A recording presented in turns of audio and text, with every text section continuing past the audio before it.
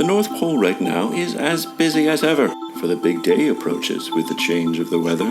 For fall is now here and Christmas comes soon, and the elves are all working through midnight and noon.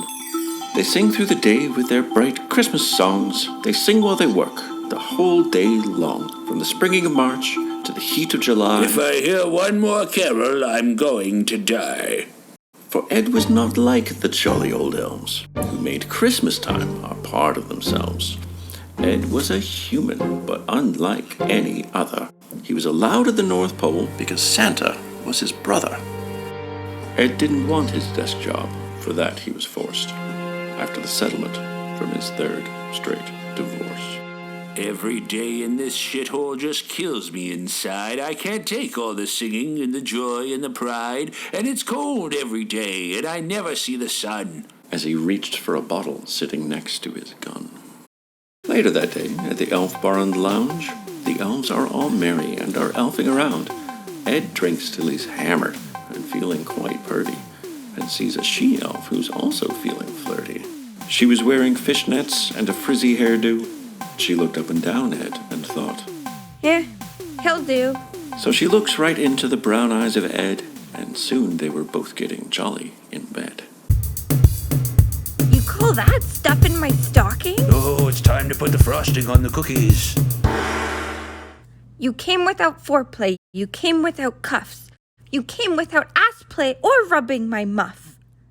Ed went straight home feeling less than a man, after putting on a condom and jizzing in his hand. The next day, he couldn't focus on work. His body was twitching. His head was berserk. The elves started singing that damned Jingle Bells, the soundtrack to Ed's perpetual hell. Will you stop all that racket? It's hurting my head. A jolly elf named Lucky came in to see Ed. But we have to sing, Ed. It's Christmas, remember? Ed pulled out his gun. It's only September. Ed started to panic. He didn't know what to do. He put the elf's body in a box for a shoe. He then added some packaging and a nice pretty bow.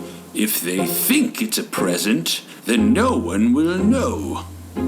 He was about to throw the box in the lake when he realized he had made a terrible mistake.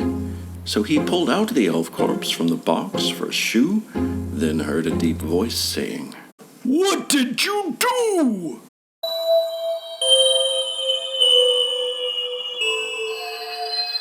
Santa, brother, I can explain. But he had no words to come out of his brain. No one can know what happened this day. Leave it to me. I'll make it all go away. Ho, ho, ho.